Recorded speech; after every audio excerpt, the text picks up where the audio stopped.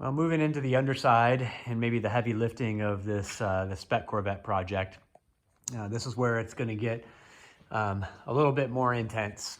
So down here, I've got a number of things that need to happen kind of all at the same time. I guess they don't need to happen all at the same time. I'm going to do them at the same time so that I don't end up repeating work. So like my control arms here, it's time to pull these guys out and get them shipped off to AMT so I can get some spherical bearings in. I'll get these old stock roll bars out of the way. I'll get the leaf springs out of the way so I can replace that stuff with Penske's. I'm gonna go ahead and drop the exhaust so I can get the catalytic converters out and make any modifications I'm gonna do here. I'm not sure yet if I'm gonna put in an X-pipe or not, but I'll document that later.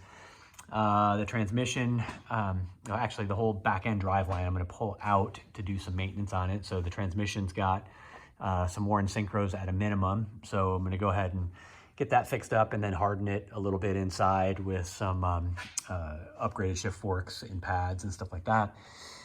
Let's see what else. In the torque tube here, we've got Guibo bushings that are rubber and they're known to fail with age. And this car's got like 140,000 miles on it. So it's time for a little bit of maintenance in there. We'll get the bearings replaced. Up here in the clutch, we'll get a look at that. I'm not sure if I'll run what's there or not. I guess it depends on how new it is, but I'm expecting I'll have to replace it. And then while I'm in there, I'll replace the slave cylinder for the clutch and run a remote bleeder out. So all of that stuff is going to kind of be happening in conjunction here. So I think what I'll do for this portion of the video is I'll just document at least parts of the removal, probably just highlighting some of the things that you need to know, maybe some of the recommended items to take care of, but I'm not going to cover every detail about what size socket you need for what and all of that. So I'll just cover the high points. And then as I come back around, probably just document that stuff individually. So hopefully this works out and it's helpful to y'all. Well, I'm getting ready to pull the control arms off so that I can box them up and ship them out to have the spherical bearings put in over at AMT. And there's nothing major to note here, but maybe just a couple of tips that I'll pause to record. So one is that generally speaking, these things will probably have been together for some time and they might require a little bit of effort to get pressed out. So axles, for example, can kind of rust into place. So as I pulled the nuts out, I just went ahead and squirted a little WD-40. You can also use PB Blaster in there just to let them soak and make them a little bit easier to get out. And then I just go ahead and thread the nuts back on a bit so that I can safely tap on these things with a hammer. Like you can use a dead blow or a metal hammer. Just be careful. You want to make sure that the nut is back on there so that you don't hit directly on the end of the axle. This metal in the axle is actually relatively soft, and I've seen them. I've done this myself without the nut expand. They kind of mushroom out, and then once that happens, good luck getting them out of the hub. And of course, you've ruined your axle at that point. So running this guy back on there is a good way to do it. You can essentially do the same thing with your tie rod ends and your ball joints. Again, you just want to be careful about it. Just thread the nut back on there and you can give it a couple of love taps and it'll come right out. You can also use a rod end separator, but oftentimes, depending on the type of rod end separator you use, you can actually kill your boots. My boots were already destroyed anyway in this case, so it didn't really matter. So my rod ends are going to get replaced anyway because they're a little bit loose. I don't know yet about the ball joints, but I still tapped them out. It just took a couple of quick light wraps and they came out. So at this point, while still on the car, my ball joints are all separated, top and bottom. Rod end is separated, and my axles I confirmed are loose. So these are ready to come out, and it's just a little bit easier to do it that way than it is to pull out the whole assembly and do it on the ground. All right, I'm getting ready to pull this rear end out of here. I figured I'd pause and make note of a few things. So let's see, first off, let me back up. Up top inside the car, before you pull out the rear end, make sure you got some weight in the trunk. I put a couple of 70-pound dumbbells in there just to give me a little bit of counterweight. You've probably seen those videos of cars falling off of racks. Don't be that guy. So just throw a little bit of extra weight in the back to make sure. Also, as you can see, I've got a little stabilizer jack up front. to help hold the front end, just in case I don't have enough. Although I've done this enough times now to know I don't actually need it, but that's just paranoia. So before you pull out your rear end, make sure that you're stable. All right, so then back here, there are a number of things to loosen up in the rear end before you drop the cradle. So obviously these wiring harnesses, you're gonna wanna probably leave behind. Don't take them with you. Same thing with the brake lines. So just break them free from the little plastic clips that are holding them in place, attached to the cradle there.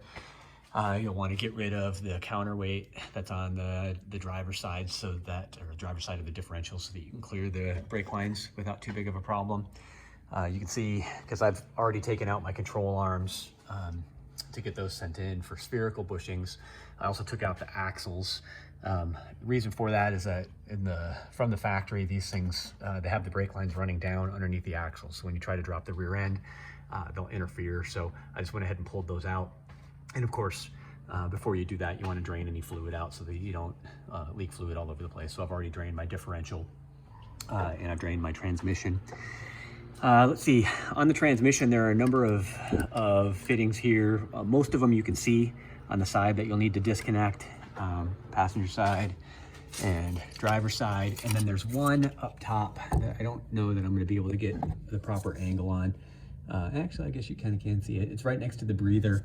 I think that's the reverse lockout up top. So you need to get that undone. Let's see, over here on the torque tube, up top of the torque tube, there's the wiring harness runs in kind of a rectangular shaped loom, and it's just pried into some forks up there that you're going to need to push out, because as you drop the torque tube, it'll stay attached. So just drop it a little bit, reach up in there and push this wiring harness. You can kind of see the beginning of it here up front. Push that wiring harness up and out of those little forks. You'll be good. See up front, you've just got the, what is it, five bolts holding the front of the torque tube in the input shaft there to your clutch housing. And then over here, you're gonna have your clutch slave cylinder fitting. These guys, I don't know, they call it a quick release, but it's never been particularly quick for me, especially if they've been sitting for a while. But basically what you've got is on the inside of this thing, you've got some springs, which you can kind of see there. And those springs actually attach to an indent here. Oh man, that's not in very good focus. The idea is you got the sleeve right here that you push down inside, it releases the springs, and then you can pull it back out. So you might need to squeeze the fitting together, push that sleeve down inside, and then they should separate for you, no problem. So I think that's kind of the gist of it. So from here, I'm just going to gradually lower and then constantly check to see how I'm doing. Make sure that I'm not pulling any electrical fittings along with me. And then with your jack, depending on how you're doing this, obviously I'm on a lift, so I got the luxury of being able to stand up, doing this on jack stands. I have not done, although I've seen plenty of people do. But if you're gonna support the transmission, this is about as far back as you're gonna be able to go. This wheel is just in front of the cradle. This will give you pretty close to the right center of gravity. It might be just a hair heavy on the tail end.